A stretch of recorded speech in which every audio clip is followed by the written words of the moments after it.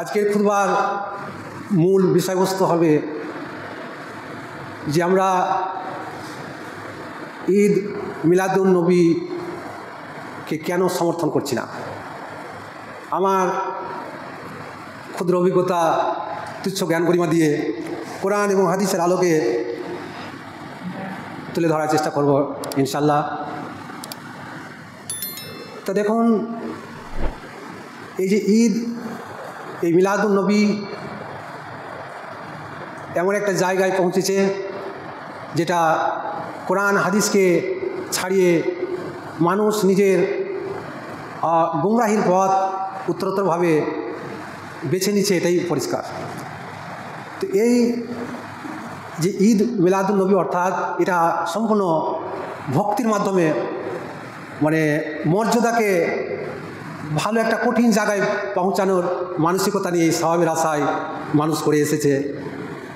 এটা যদি প্রথম দিকে দেখা যায়, আগের নবীদের উম্মতেরা এইভাবেই তারা তাদের নবীদের ভক্তির মাধ্যমে এই কাজ শুরু করেছিল। তো বিশেষ করে খ্রিস্টানরা এমনভাবে ভক্তি শুরু করেছিল যে তাদের মুসা নবী আলাইহিস সালামকে একটা কঠিন জায়গায় আল্লাহর জায়গায় পৌঁছে দিয়েছে। সেখানে রাসূলুল্লাহ সাল্লাল্লাহু আলাইহি ওয়াসাল্লাম এ কথাই বলেছেন যে তোমরা আমাকে নিয়ে বড়াই করো না। আগের নবীরা আগের নবীদের উম্মতেরা তাদের নবীদের বড়াই করে পথভ্রষ্ট হয়ে গেছে। এটা রাসূলুল্লাহ সাল্লাল্লাহু আলাইহি ওয়াসাল্লামের সতর্ক বাণী ছিল। তো এই খ্রিস্টানদের কাছ থেকে, ইহুদিদের কাছ থেকে এই জিনিসটা প্রথম মানুষ উত্তরোত্তরভাবে পেয়েছে। তারপরে আপনার এই যে মুসলমানদের মধ্যে এটা প্রশ্নাতীত হয় যে তারা করছে তো আমরা কেন করবো না। তো এই ধারণার বশীভূত নিয়ে তারা শুধু দুয়া খায়ের বা কোরআন শরীফ তেলাওয়াতের মধ্যেই সীমাবদ্ধ ছিল যে আমরাও একটু করি। এটা করতে করতে উত্তরোত্তরভাবে এখন এমন একটা কৃষ্টি কালচারে এসে পৌঁছেছে যে সেটা অবশ্যই করতে হবে।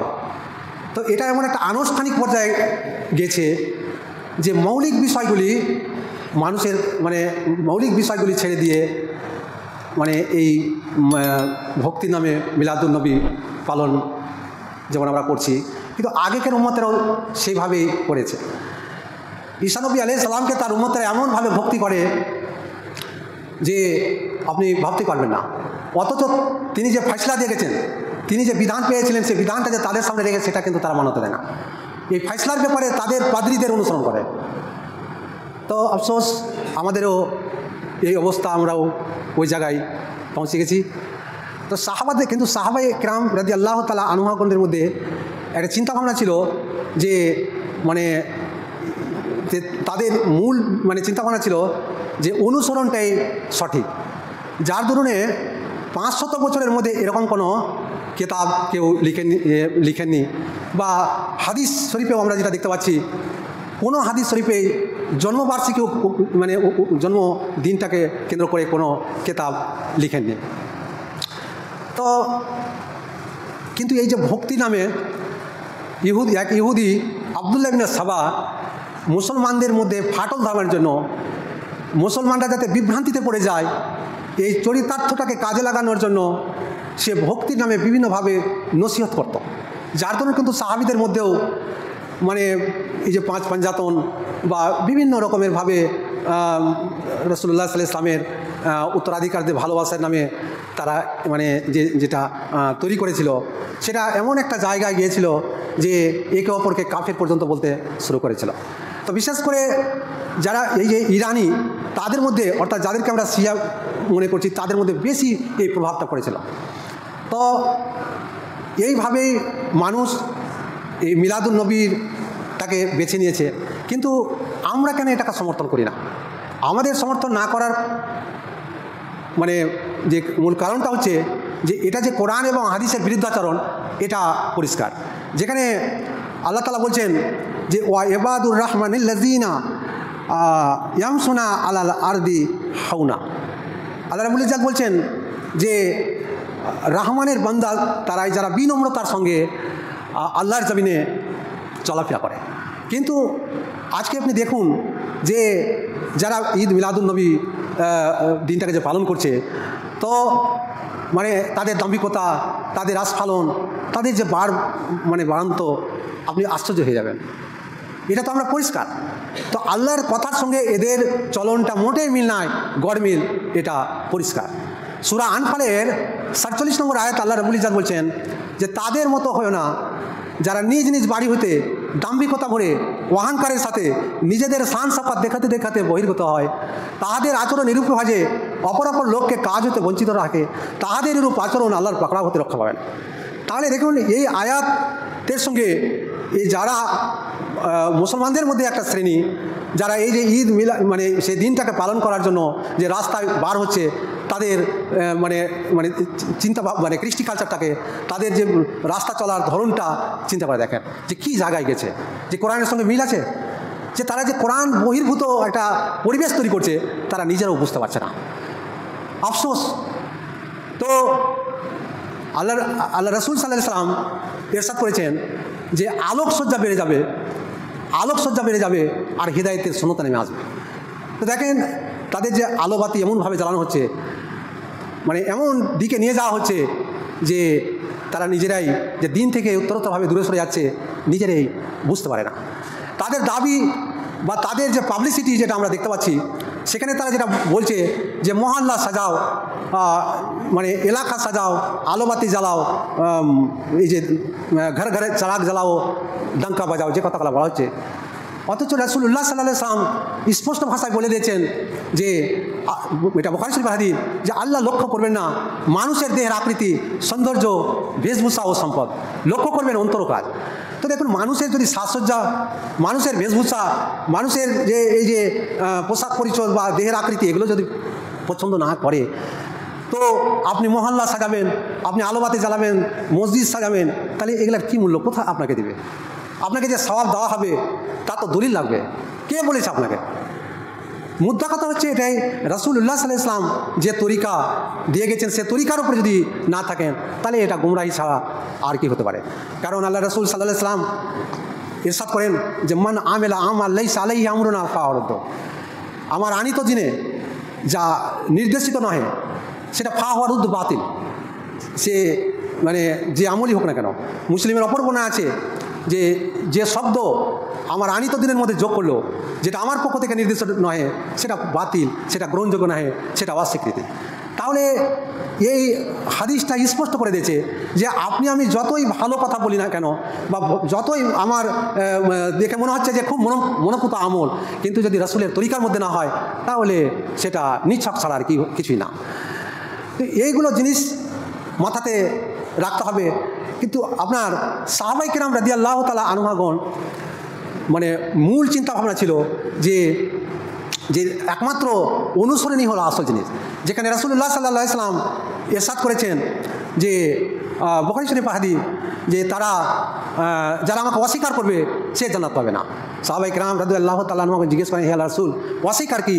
আল্লাহ রাসূল সাল্লাল্লাহু আলাইহি ওয়াসাল্লাম ইরশাদ করেন যে আমাকে অনুসরণ করলো সে জান্নাত পাবে, আর যারা আমাকে অনুসরণ করলো না তারা জান্নাত পাবে না। আমাকে অনুসরণ না করাই হচ্ছে আমাকে অস্বীকার করা। তাহলে এই হাদিস থেকে স্পষ্ট যে আল্লাহ রাসূলের অনুসরণটাই হচ্ছে মুদ্রা কথা। আল্লাহ রাসূলকে ভালোবাসার নামে আপনি যা করেন না কেন সব বৃথা হবে। এটাই দুনিয়ার ক্ষেত্রে আমরা এটাই দেখতে পাই। ধরেন একটা ছাত্র যদি তার স্কুলের পড়াই করে, তার মানে মাদ্রাসার পড়াই করে, শিক্ষকদের পড়াই করে, বা অ্যাসিস্ট্যান্ট শিক্ষক হোক বা প্রাইভেট টিউটার মাস্টার হোক, বাড়াই যেমন পরীক্ষার হলে তার কাজে আসে না, ঠিক তেমনি একইভাবে ইসলামও এই বার্তা দিয়েছে যে আপনাকে যে কাজ করার নির্দেশ দেওয়া হয়েছে, অর্থাৎ যে সিলেবাসের মধ্যে আছে সিলেবাসের মধ্যে থাকতে হবে। ছাত্রদের ক্ষেত্রেও সিলেবাসের বাইরে আপনি যতই মানে ইয়ে করেন না কেন, স্কুলের যে অনুষ্ঠানগুলো হচ্ছে বা শিক্ষকদের ছেলেমেয়েদের নিয়ে আপনি যতই মানে তাদের ভক্তি দেখান না কেন, যেমন পরীক্ষা হলে কাজে আসে না, ঠিক তেমনি ইসলামও ওই একই বার্তা দিয়েছে যে রাসূল সাল্লাল্লাহু আলাইহি ওয়াসাল্লাম যেটা দিয়েছেন সেটাই গ্রহণ করতে হবে, আর যেটা তিনি নিষেধ করেছেন তা থেকে নিজেকে দূরে থাকতে হবে। এটাই হচ্ছে মুদ্রা কথা। তো সাহাবায়ে কিরাম রাদিয়াল্লাহু তাআলা আনহুগণ তো রাসূলুল্লাহ সাল্লাল্লাহু আলাইহি ওয়াসাল্লামের মানে তাকে মডেল করে যে তারা দিন গুজরান করার চেষ্টা করেছেন। তা কখনোই রাসূলুল্লাহ সাল্লাল্লাহু আলাইহি ওয়াসাল্লামের মানে জন্মদিনকে নিয়ে মানে কোনো দিনই আমরা যেভাবে পালন করতে আগিয়েছি কোনো দিনই তারা পালন করেনি, এটা পরিষ্কার। 500 মানে 600 বছরের মধ্যে এমনটা দেখা যায়নি যেভাবে আমরা আজকে মানে যেভাবে আজকে ঈদ মিলাদুন নবী দিনটাকে যেভাবে পালন করা হচ্ছে। তো এক ইহুদি আপনার ওই সালাউদ্দিন আইয়ুবী ফিলিস্তিনিকে কেন্দ্র করে এক বিরাট সাম্রাজ্য গঠন করেছিলেন। তো তিনি খুব মানে জ্ঞানী গুণী এবং ভালো বিচক্ষণ ছিলেন, শাসক হিসাবে ছিলেন। তো তারই এক ভগ্নিপতি 602 হিজরিতে ঈদ মিলাদুন নবী মানে পালন করেছিলেন। তো তার ধরনটা আলাদা ছিল। এখন যে জায়গায় আজকে মুসলমানদের মধ্যে একটা শ্রেণী বা কিছু আলেম যে জায়গায় এই দিনটাকে পালন করতে গেছে, সেটা অমুসলিমদের ওই কালী পূজা আর ওই খ্রিস্টানদের বড়দিনকে ছাড়িয়ে গেছে। তো কিন্তু সেই দিন ওই যে 602 হিজরিতে ওই সালাউদ্দিন আইয়ুবীর ভগ্নিপতি যেভাবে অনুষ্ঠান, তো সেটা ছিল এরকম মানে একটা সুন্নতি তরিকায় হয়তো তারা পালন করেছিলেন, যে হয়তো দোয়া খায়ের বা রাসূলুল্লাহ সাল্লামের আদর্শকে নিয়ে কিছু আলোচনা, এমনটা ছিল। তো সাহাবীদের চিন্তাভাবনা আর বর্তমানে আমাদের চিন্তাভাবনা আকাশ জমিন তফাৎ হয়ে গেছে। অর্থাৎ দিন থেকে আমরা উত্তরোত্তরভাবে দূরে সরে যাচ্ছি, যেটা আমরা নিজেরাই বুঝতে পারছি না। যে কথাটা এইভাবে যদি ধরতে থাকি, তো শুধু এই ঈদ মিলাদুন নবী যে পালন এটাই না।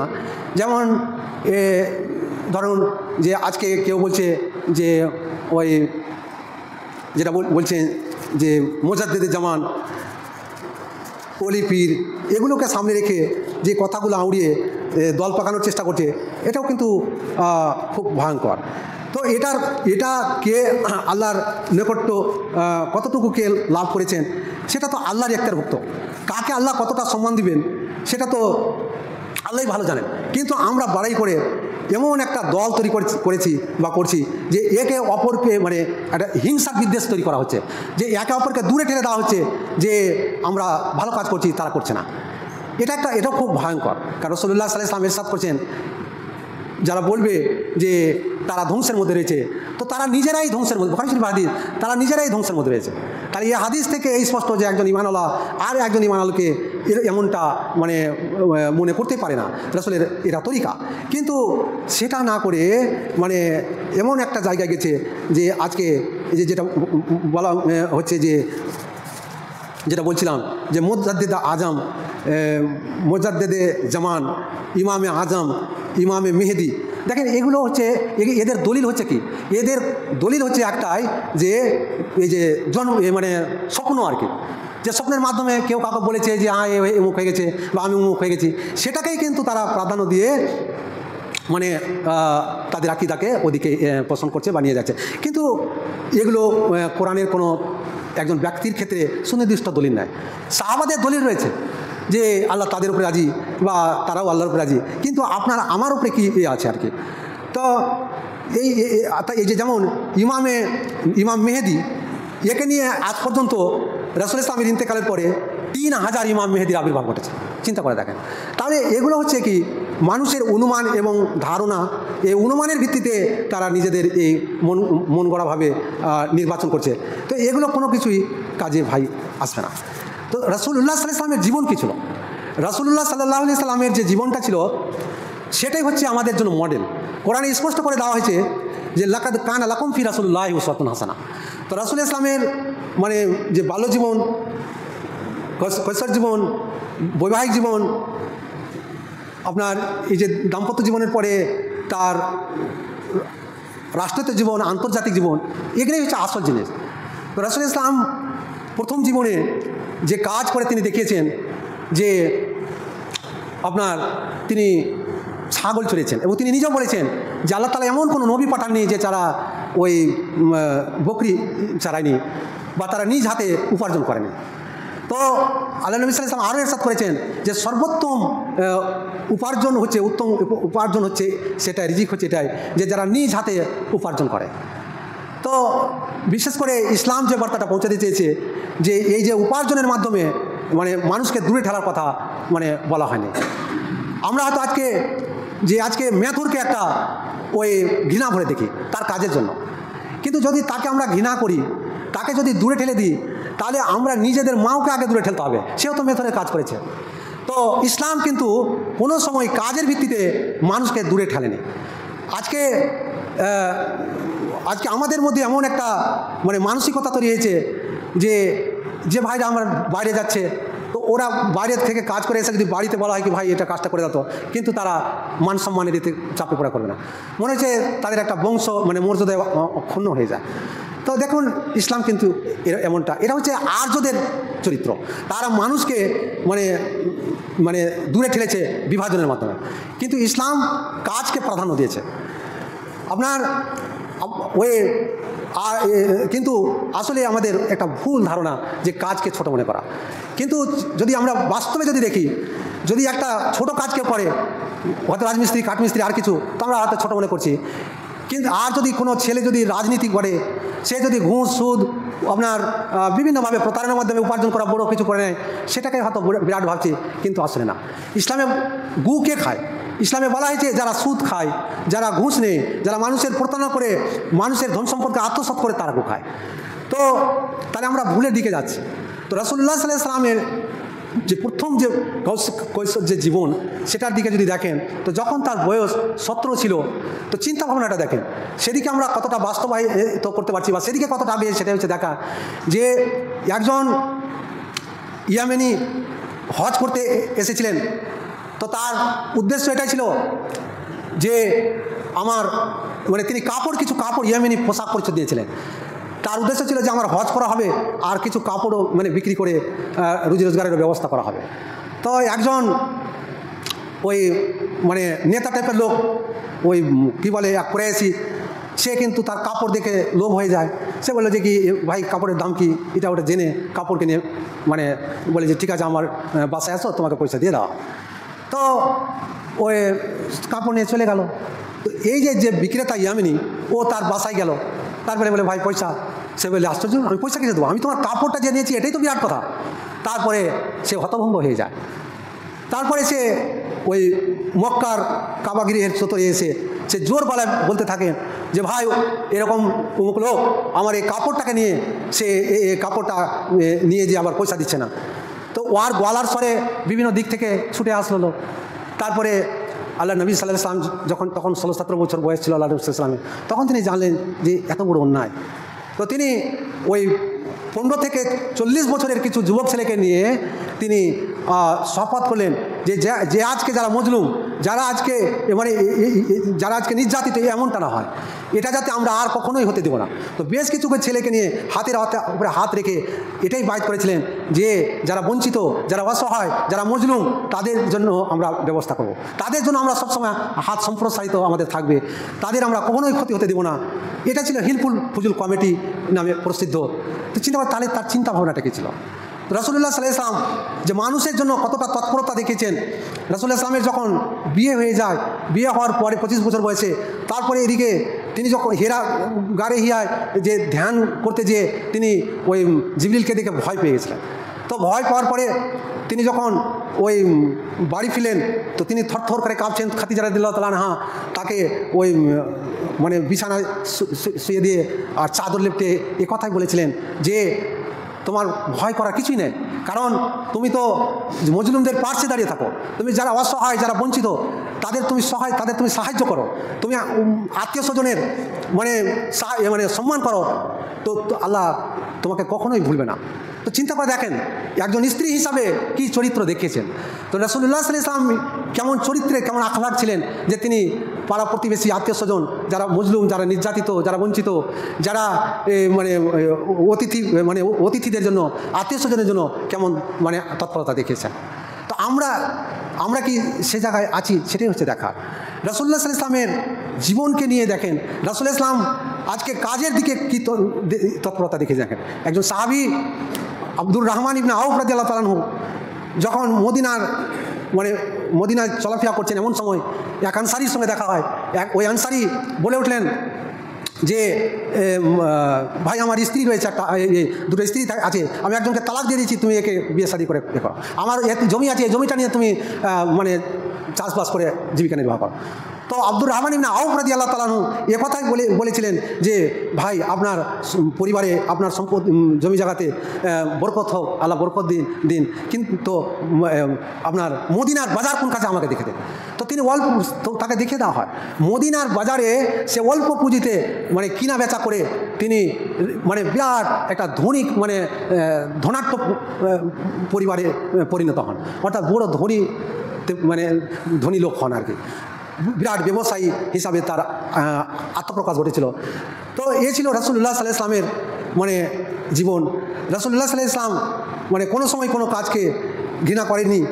আর যে কথাটা আমি বলতেছিলাম যে মিলাদ উন নবী উপলক্ষে যে এই দিনটাকে যেভাবে আমরা মানে উত্তরোত্তরভাবে মানে পালন করতে অগ্রণী ভূমিকা না মানুষ যে আমরা নিয়েছি, সেটা মানে এমন একটা আনুষ্ঠানিক পর্যায়ে গেছে যে মৌলিক বিষয়গুলা ছত্র ছাড়া হয়ে গেছে। মৌলিক বিষয়গুলিকে ছেড়ে দিয়ে মানুষ এটাকেই মনে হচ্ছে দিন হিসাবে মানে পরিগণিত করেছে আর কি। যার জন্য দেখুন যারা এই কাজে নেমে পড়েছে তাদের দিকে দেখেন যে হয়তো 5% লোকও মানে নামাজ পড়ে না, নামাজের সাথে তাদের কোনো সম্পর্ক নাই। তো যেখানে রাসূলুল্লাহ সাল্লাল্লাহু আলাইহি ওয়াসাল্লাম ইরশাদ করেছেন যে যার নামাজ নাই ইসলামে তার কোনো অংশ নাই। সেই হাদিস শরীফে এসেছে যাদের নামাজ মানে যাদের নামাজ থাকবে না তাদের হাসর হবে ফেরাউন, হাম্মান এবং খালপের সঙ্গে। তাহলে চিন্তা করে দেখেন, যদি ফেরাউনের সঙ্গে বা হাম্মান এবং খালপের সঙ্গে, যদি হাম্মান কে ছিল একজন ছিলেন ওই মানে ব্যবসায়ী না, ফেরাউনের মনে হয় ছিল সেনাপতি ছিল, আর খাল ছিল বড় ব্যবসায়ী। তো এই ফেরাউনের সাথে আপনার আমার যদি হাসর হয় তাহলে আমরা আর মুখ দেখাবার কি আছে। তো কিন্তু যে কথাটা মানে সময় শেষের দিকে 1 মিনিট 2 মিনিট আর কি, তো যে কথাটা আমরা বলতেছিলাম যে আপনার এটা যে বেদাত, এটা মানুষ বুঝতে পারছে না। তো বেদাত মানে রাসূলুল্লাহ সাল্লাল্লাহু আলাইহি ওয়াসাল্লাম যেটা বলেননি বা নির্দেশ দেননি, আর সাহাবায়ে কেরাম রাদিয়াল্লাহু তাআলা আনহু করেননি, সাহাবের আশায় যে কাজটাই হোক সেটাই হচ্ছে বেদাত।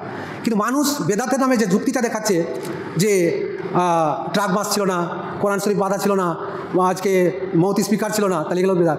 দেখুন এগুলো আমরা সুবিধার্থে করছি। হ্যাঁ, মসজিদ পাকা ছিল না, এটা দুনিয়াদারি করার জন্য, এতে কি আছে? এক ভাই আমার পাকা মসজিদে ফজরের নামাজ পড়লো জামাতে, তো সে কি সব বেশি পেল? এক ভাই আমার ওই কি বলে মসজিদ ফজরের নামাজ টাট্টির মসজিদে পড়লো, সে কি কম পেয়েছে? কখনোই না। এটা দুনিয়াদারি করার জন্য আবার আমরা সুবিধাতে। তো এখান থেকে আমরা বুঝতে পারছি যে বেদাতটা কী, এটাই আমরা অত বোধগম্য হতে পারছি না। যে ধরুন এক ভাই আমার ওই জানাজায় সামিল হলো, তো জানাজার সামিলের হাদিস আমরা যেটা দেখতে পাচ্ছি যে মানে 2টা পাহাড় পরিমাণ মানে 2টা পাহাড় পরিমাণের সওয়াবের কথাই আছে মনে হয়। তো 2 পাহাড় পরিমাণ সওয়াব যে জানাজা এবং মাটি দেওয়া এ পর্যন্ত থাকবে আর কি। তো তাহলে যারা মারুতি কারে যাবে তার সওয়াবকে আরও বাড়িয়ে দেওয়া হয়? কখনোই না। যে কেউ যদি হেঁটে গেল তার কি সওয়াব কমানো হয়? না, সমান সওয়াব। তাহলে মারুতি কারের সঙ্গে এখানে এই যে জানাজার বা মাটি দেওয়ার কোনো সম্পর্ক নেই। মানুষ নিজের সুবিধার্থে সে নিজের দুনিয়া দাবি করবে, আলাদা কথা। দুনিয়া এবং দিন আলাদা জিনিস। দিনের মধ্যে যে জিনিসটা তাহলে বুঝতে পারছি সওয়াবের আশায় যে জিনিসটা করবো আমরা সেটাই আর কি। তো যাই হোক, খুতবা এখানেই শেষ করছি।